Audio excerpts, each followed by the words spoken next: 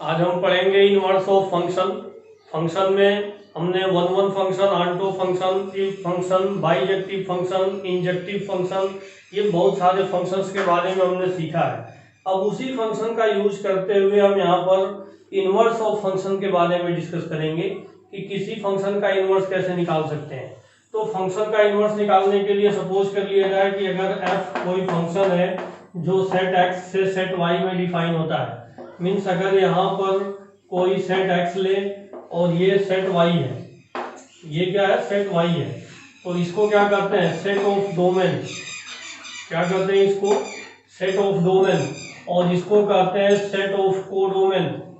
Set of codomain, मान लिया कि सेट ऑफ डोमेन के अंदर कोई एलिमेंट है x1, x2 और x3, ये सेट ऑफ डोमेन का एलिमेंट है।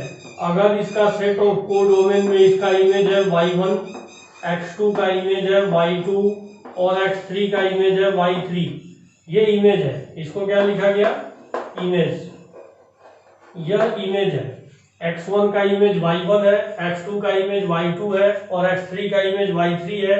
तो हम देख रहे हैं कि यहाँ पर डोमेन के एक सिंगल एलिमेंट का कोडोमेन में एक यूनिक इमेज है और कोडोमेन के सभी एलिमेंट का प्री इमेज इसके डोमेन में है। तो इस फंक्शन को हमने कहा है वन एंड ऑन्टो फंक्शन। तो जो फंक्शन वन और ऑन्टो होता है उस फंक्शन को बाइजेक्टिव फंक्शन कहते हैं। तो यहाँ पर यह एक बाइजेक्टिव फंक्शन है। इस बाइजेक्टिव फंक्शन का हम इनवर्स निकाल सकते हैं। क्या निकाल सकते हैं, इनवर्स निकाल सकते हैं। अभी ये जो फंक्शन डिफाइन हुआ है y = f(x) रूल से डिफाइन हुआ है। इसका मतलब कि x1 का इमेज y1 है, तो हमने इसको लिखा है y1 = f(x1), मीन्स x1 का इमेज y1 है। वैसे ही y2 का इमेज क्या है, f(x2), और y3 किसका इमेज है, y3 किसका इमेज है, डोमेन में जो एलिमेंट है x3 का इमेज है y3। तो इस तरीके से इमेज को डिफाइन किया गया है, f(x1) = y1, f(x2) = y2, f(x3) = y3। तो जब यह फंक्शन इनवर्टिबल होगा तो इसका हम इनवर्स निकाल पाएंगे। इनवर्स कितना होगा, इनवर्स अब इस तरीके से डिफाइन होगा, फंक्शन y से फंक्शन x में, फंक्शन y से फंक्शन f में इसका इनवर्स ऑफ फंक्शन डिफाइन होगा। पहले ये था f, अब इसका इनवर्स ऑफ फंक्शन डिफाइन होगा, मीन्स y1, y2 और y3 यह डोमेन में आ गया, x1, x2 एंड x3 यह सेट ऑफ को डोमेन में चला जाएगा। तो y1 का इमेज x1, y2 का इमेज x2, y3 का इमेज x3। तो वैसे हम देखें तो इधर से उधर जाते हैं तो हम इसको कहते हैं इमेज, लेकिन एक्चुअल में हुआ क्या है कि x1 का इमेज y1 है, तो अगर हम इधर से इसको रिफ्लेक्ट करें तो कहेंगे y1 का प्री इमेज x1 है, y2 का प्री इमेज x2 है और y3 का प्री इमेज x3 है। तो ये जो एलिमेंट है अब इसको हम कह सकते हैं प्री इमेज है। क्या ये प्री इमेज है, मीन्स हम देख रहे हैं कि कोई भी अगर फंक्शन है वो फंक्शन x से y में डिफाइन किया गया है, तो सेट ऑफ x को कहेंगे डोमेन और सेट ऑफ y को कोडोमेन। और ये y1, y2, y3 क्या होगा, इमेजेस होगा x1, x2, x3 का। तो और वैसे ही जब हम इसका इनवर्स डिफाइन करेंगे तो इनवर्स क्या होगा, y से x के तरफ डिफाइन होने लगेगा और अब इसको कहेंगे इनवर्स ऑफ फंक्शन। तो इनवर्स ऑफ फंक्शन में जैसे यहाँ पर y1 = x1 है, तो यहाँ से मिल जाएगा x1 = f इनवर्स y1। वैसे ही यहाँ से क्या मिल जाएगा, यहाँ से मिल जाएगा x2 = f inverse y2, f inverse y2, और x3 = क्या मिल जाएगा, f इनवर्स y3। ये हम इनवर्स निकालेंगे। यानी यहाँ पर कोई एलिमेंट है x जिसका इमेज सेट y में f है, सेट y में कोई x का इमेज y है, तो यहाँ से x से y के तरफ अगर हम फंक्शन को डिफाइन करेंगे तो इसको कहेंगे f। लेकिन जब ये इन्वर्टिबल होगा तो इसका जो इनवर्स ऑफ फंक्शन होगा इस तरह से डिफाइन होने लगेगा y से x में, तो y का प्री इमेज क्या बनेगा, x बनेगा। ये हमने सीखा है कि इनवर्स ऑफ बाईजेक्शंस इज यूनिक। बाईजेक्शंस क्या है? जो फंक्शन 1 और ऑन टू होता है उसी को कहते हैं बाईजेक्शन। तो कोई भी अगर आप फंक्शन लेते हो और वह बाईजेक्टिव फंक्शन है तो उसका इनवर्स हमेशा यूनिक होगा। उसका इनवर्स क्या होगा? यूनिक होगा। नेक्स्ट प्रॉपर्टी है the inverse of bijections. The inverse of bijections are also bijections. Bijections का इनवर्स भी बाईजेक्शंस होगा। थर्ड प्रॉपर्टी में हम सीख सकते हैं जो नेक्स्ट प्रॉपर्टी इसमें प्रॉपर्टी कहता है कि अगर f is a function from set x to set y and g is a function from set y to set x। अगर कोई फंक्शन है जो सेट x से सेट y में डिफाइन किया गया है और g कोई फंक्शन है जो y से x में डिफाइन किया गया है g, तो इस कंडीशन में GOF जो होगा GOF identity in set x होगा। क्या सीखा हमने कि f कोई फंक्शन है जो सेट x से सेट y में डिफाइन किया जा रहा है और g दूसरा फंक्शन है जो सेट y से सेट x में डिफाइन किया गया है y से x में। तो GOF क्या होगा? सेट x में आइडेंटिटी होगा और FOG सेट y में आइडेंटिटी होता है। FOG सेट y में आइडेंटिटी होता है। ये थर्ड प्रॉपर्टी है।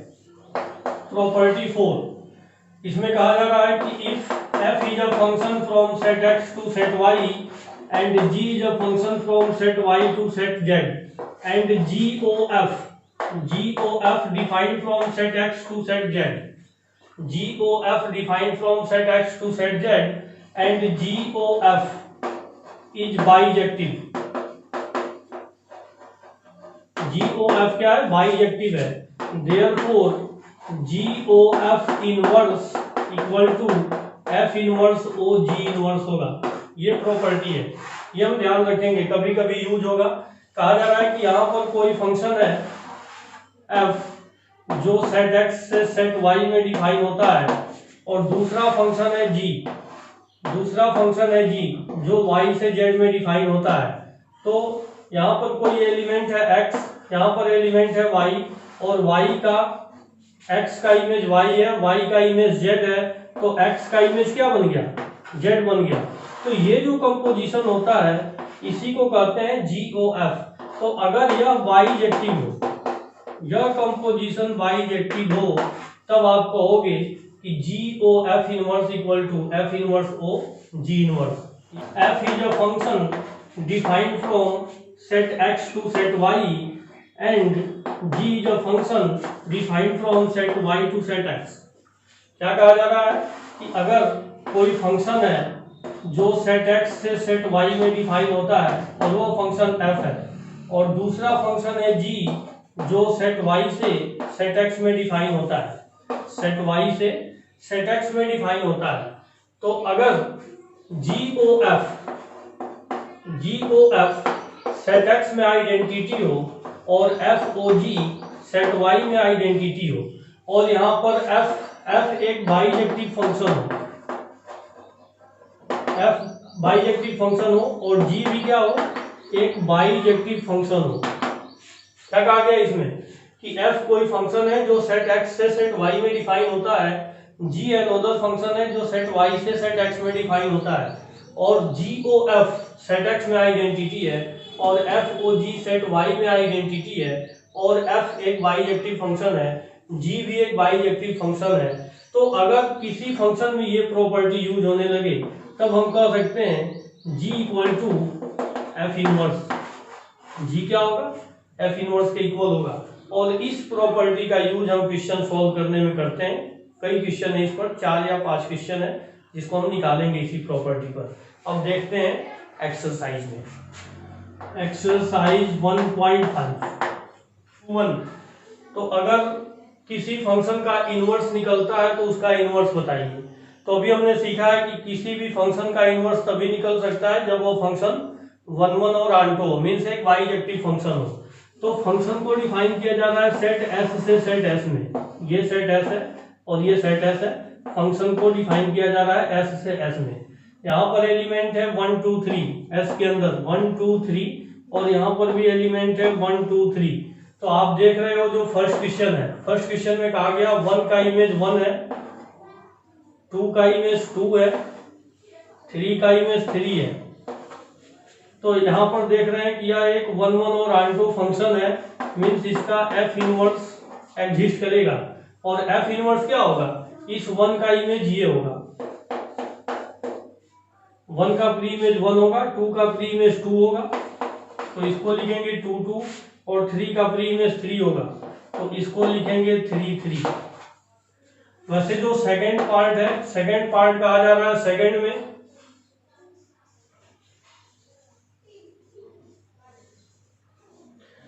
सेकंड में क्या कहा जा रहा है, सेकंड में कहा गया है 1 का इमेज 2 है, तो 1 का इमेज 2 है, 2 का इमेज 1 है, 2 का इमेज 1 है, और 3 का इमेज भी 1 है, 3 का इमेज 1 है। तो हम देख रहे हैं कि यहाँ पर 2 का इमेज और 3 का इमेज सेम आ गया, 2 का इमेज 1 है, 3 का इमेज 1 है, तो यह एक मेनी वन फंक्शन है, और 3 का प्री इमेज नहीं है, तो आंटो भी नहीं है। तो इसमें कहेंगे कि इसका एफ इनवर्स नहीं निकलेगा, एफ इनवर्स नॉट एग्जिस्ट, इसका एफ इनवर्स एग्जिस्ट नहीं करेगा सेकेंड पार्ट का। थर्ड पार्ट में कहा गया ये एस है और यह भी एस है, ये एफ हो गया। यहाँ पर एलिमेंट है 1 2 3, यहाँ भी एलिमेंट है 1 2 3, 1 का इमेज 3 है, 3 का इमेज 2 है, और 2 का इमेज 1 है, 2 का इमेज क्या है 1 है। तो हम देख रहे हैं यहाँ पर एक एलिमेंट का एक ही इमेज है, मीन्स इसको हम 1 1 और आंटो फंक्शन कहेंगे। तो जब ये 1 1 और आंटो फंक्शन होगा तो इसका इनवर्स एग्जिस्ट करेगा, और ये इनवर्स क्या होगा, इस 1 का इमेज 2 होगा, 1 का प्री इमेज 2, 2 का प्री इमेज 3 होगा, और 3 का प्री इमेज क्या होगा 1 होगा, ये इसका इनवर्स होगा, ऐसे बताना था। नेक्स्ट नंबर सेकंड में कहा गया कि if A is a set A B C D and F correspond to the Cartesian product ordered pair AB, ordered pair BD, ordered pair CA, ordered pair DC, so that the F is 1 to 1 from A onto A। इसको कैसे proof कर पाएंगे हम, इसका diagram trace करके देख लेते हैं। यह सेट ए है और यह भी सेट ए है। कहा जा रहा है ए के अंदर एलिमेंट है, ये फंक्शन को एफ से डिफाइन करेंगे, इसके अंदर एलिमेंट है ए बी सी और डी, यहाँ पर भी एलिमेंट है A B C and D.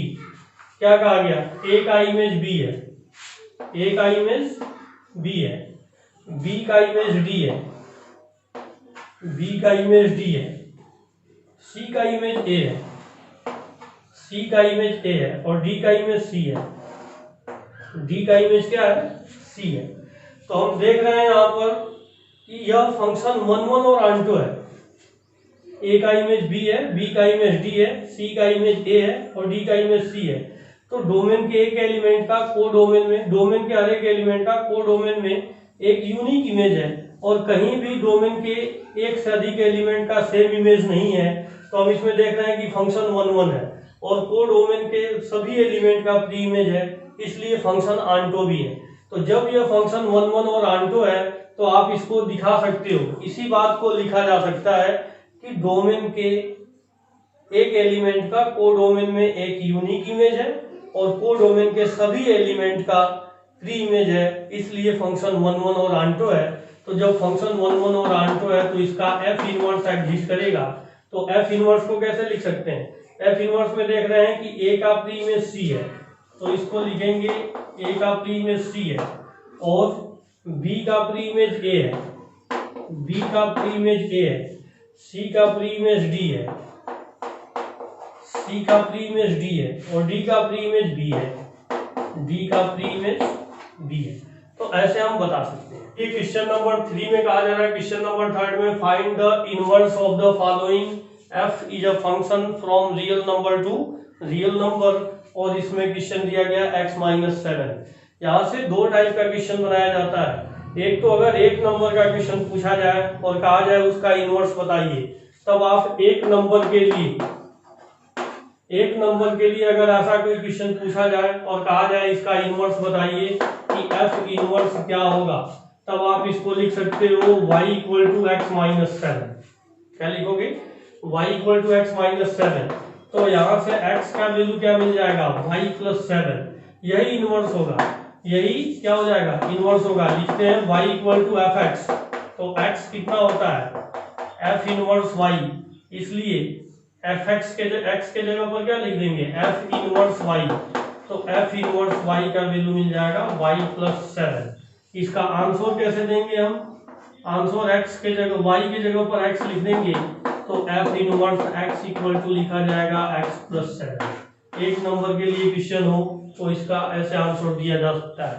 लेकिन जब यही क्वेश्चन 4 नंबर में हो, लेकिन जब यही क्वेश्चन 4 मार्क्स में होगा, फिर क्या करेंगे?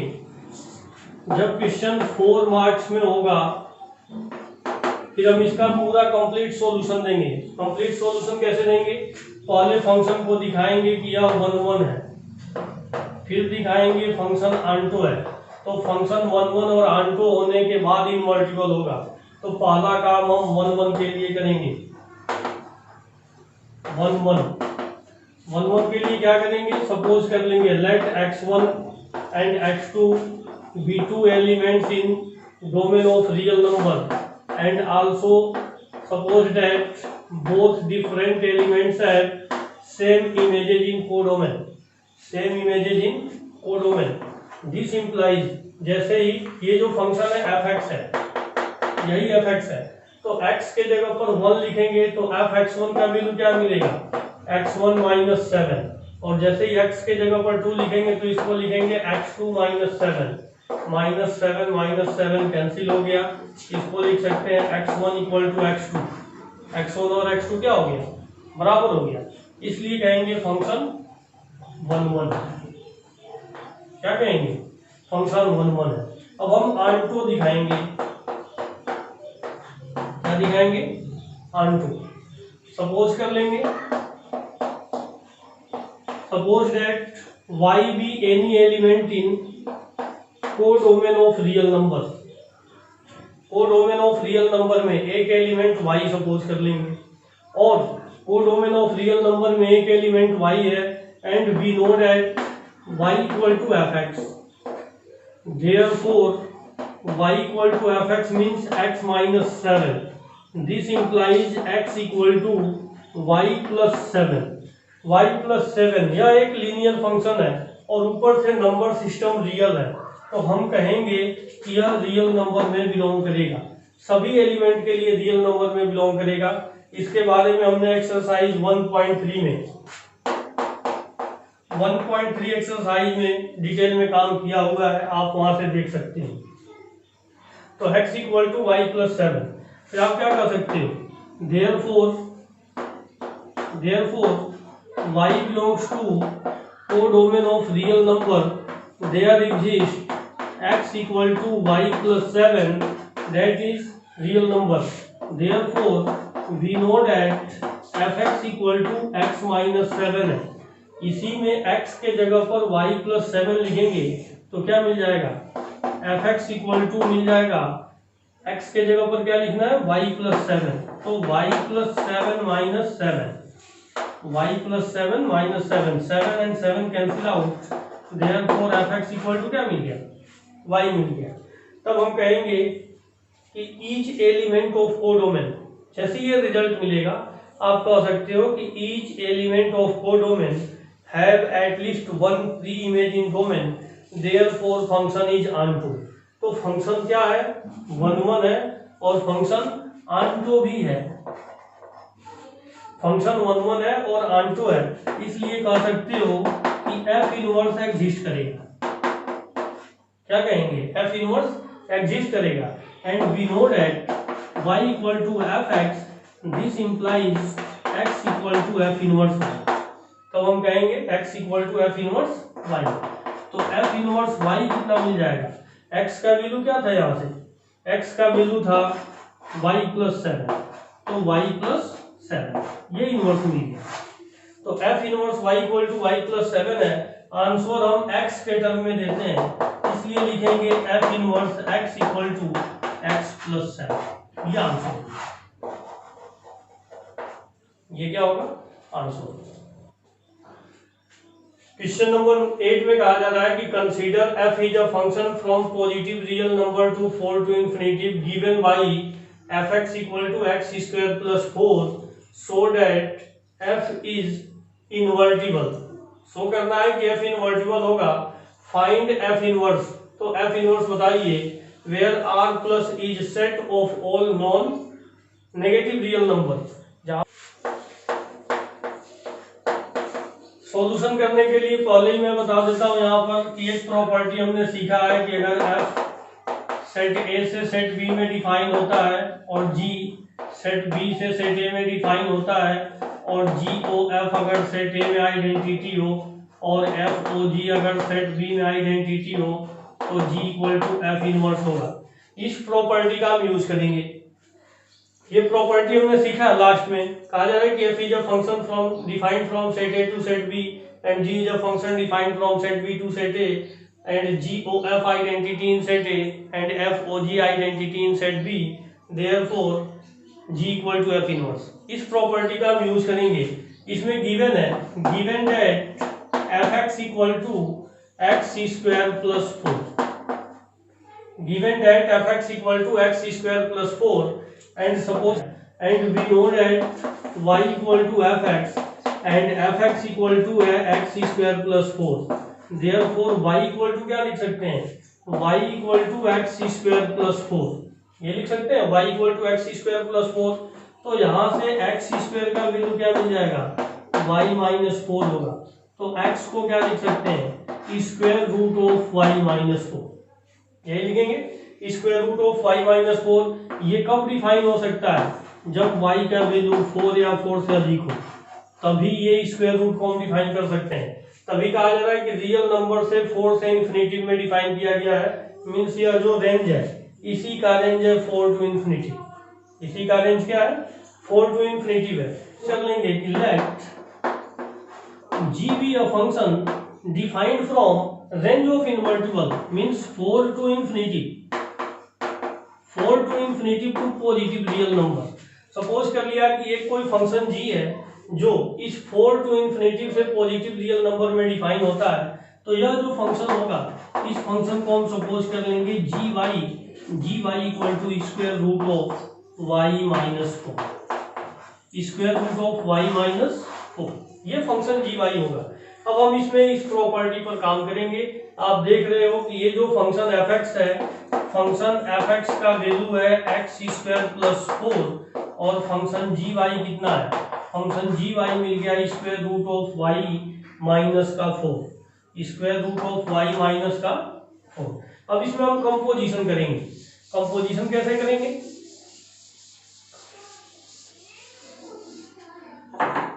सपोज कर लेंगे let GOF defined from R plus 2। GOF कहां से कहां तक डिफाइन होगा, R प्लस से। आप इसको ऐसे देख सकते हो कि ये जो R प्लस से, फिर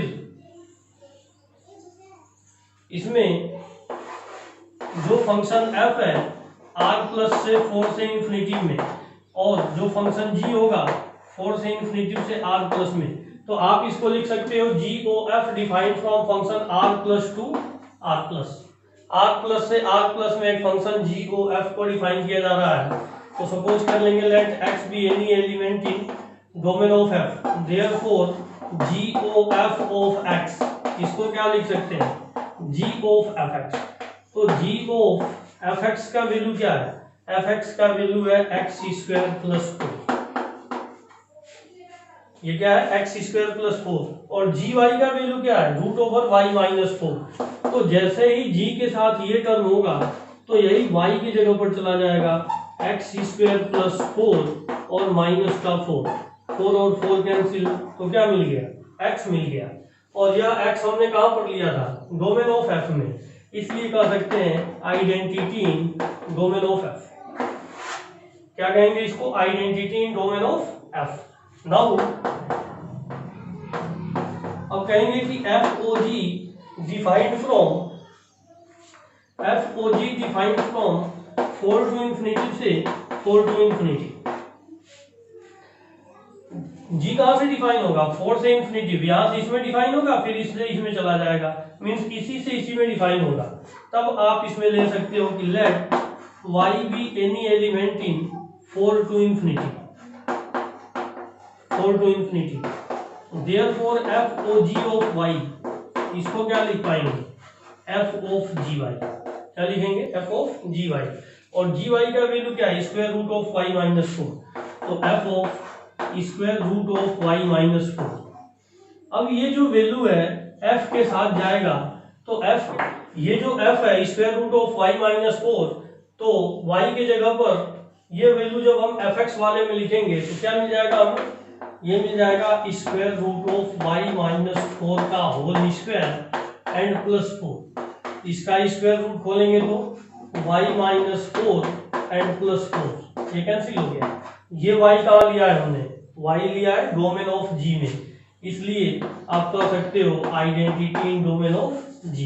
तो देख रहे हो कि since GOF identity in domain of F and FOG identity in domain of G, therefore G equal to F inverse, therefore G equal to F inverse। इसलिए हम कह सकते हैं G equal to F inverse, therefore F inverse x कितना होगा, G का value कितना है, gy equal to root over y minus 4। तो जैसे ही हम G के साथ यहाँ पर F इनवर्स के साथ x लिखेंगे, तो यहाँ पर जो y है इसी y की जगह पर लिख देंगे x माइनस 4, तो ये इनवर्स है, ये क्या हो जाएगा, इनवर्स हो जाएगा।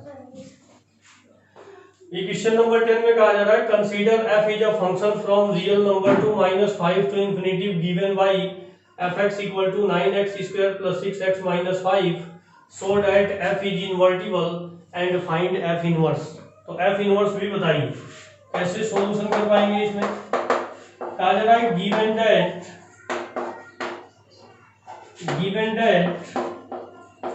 fx equal to 9x square plus 6x minus 5, ये गिवन है। और इसी को हम क्या लिखते हैं, y equal to 9x square plus 6x minus 5। इसका हम क्या करें, कंप्लीट स्क्वायर बनाएं। क्या बनाएंगे, कंप्लीट स्क्वायर। कैसे बनाया जा रहा है कंप्लीट स्क्वायर, इसको देखेंगे, ये 9x स्क्वायर है तो इसको लिख देंगे 3x का होल स्क्वायर।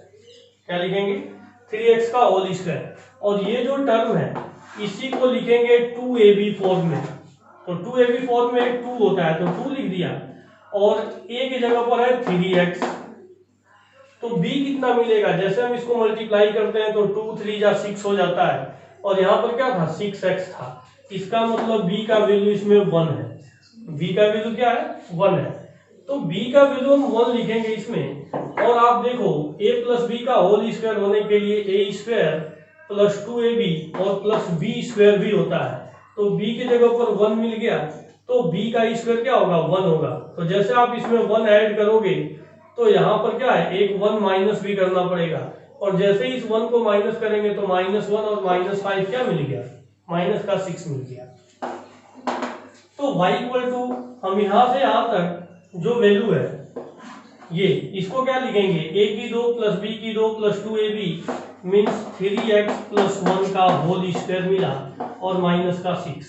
तो यहाँ से इस 6 को अगर इधर लाएं तो 3x plus 1 whole square equal to क्या मिलेगा, y प्लस 6 होगा, y प्लस 3x प्लस 1 ये कितना मिल गया, square root of y plus 6।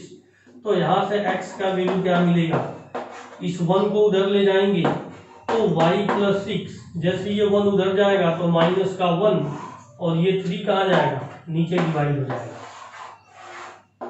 नीचे क्या होगा, डिवाइड होगा। अब इसमें सपोज कर लेंगे कि let g is a function defined from -5 to infinity to real number. जो g फंक्शन है, क्या सपोज कर लिया, let g be a function defined from -5 to infinity to real number. इसलिए इसी फंक्शन को हम सपोज कर लेंगे gy। gy इक्वल टू क्या मिल जाएगा, square root of y plus 6 minus 1 upon 3, y plus 6 minus 1 upon 3, ये मिल जाएगा gy। तो आप यहाँ पर देख रहे हो कि fx और gx का वैल्यू क्या मिला, तो fx और gx का वैल्यू लिख लेते हैं, फिर कंपोजिशन करेंगे। तो हम देख रहे हैं यहाँ से fx मिल चुका है, fx इक्वल टू ये मिल गया 3x प्लस 1 का होल स्क्वायर माइनस का 6, और gy कितना मिल गया, gy मिल गया square root of y plus 6 minus 1 upon 3, ये fx और gx है। अब इसका हम कंपोजिशन करेंगे। g O f defined from real number to real number. g O f कहाँ से कहाँ तक डिफाइन होगा, रियल नंबर से रियल नंबर में डिफाइन होगा। Now g O f defined from real number to real number. Therefore let x be any element taken in domain of f। Therefore g o f of x, g o f of x क्या होगा, g of f x होगा, g of f x होगा। तो g of f x का value क्या है, यहाँ पर है 3x प्लस 1 का होल स्क्वायर एंड प्लस 6, यही तो है f x का वैल्यू। अब ये कहाँ चला गया, ये चला गया y के प्लेस पर, इसको क्या सपोज करेंगे y। तो g के साथ y होता है तो हम क्या लिखते हैं, रूट ओवर y प्लस 6। तो अब इसी को लिखेंगे रूट ओवर y की जगह पर 3x प्लस 1 का होल स्क्वायर प्लस 6, ये y लिख दिया हमने। तो रूट ओवर y और फिर से क्या लिखना है, प्लस 6, तो प्लस 6 और minus 1 upon 3, root over y plus 6 minus 1 upon 3। अच्छा ये 6 नेगेटिव था, सॉरी ये 6 क्या है, नेगेटिव है, यहाँ पर लिखा हुआ है 6, ये 6 नेगेटिव था, ठीक है 6 नेगेटिव है। तो 6 और 6 क्या हो गया, कैंसिल हो गया। अब इसको क्या लिखेंगे, 3x प्लस 1 का होल स्क्वायर। तो 3x प्लस 1 का होल स्क्वायर स्क्वायर रूट से बाहर आएगा, तो 3x प्लस 1 और ये है माइनस का 1 और अपॉन में 3, ये 1 से 1 कैंसिल। अब लिखेंगे 3x अपॉन 3, ये x मिल गया। ये x कहाँ लिया था हमने, ये x लिया था डोमेन ऑफ f में, इसलिए कहेंगे is identity in domain of f। ये डोमेन ऑफ f में क्या मिल गया, आइडेंटिटी मिल गया। FOG डिफाइंड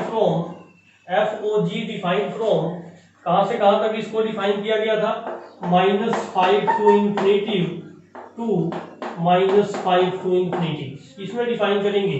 और सपोज कर लेंगे let y be any element in domain of G, therefore FOG of y, FOG of y को क्या लिख सकते हैं, f of gy।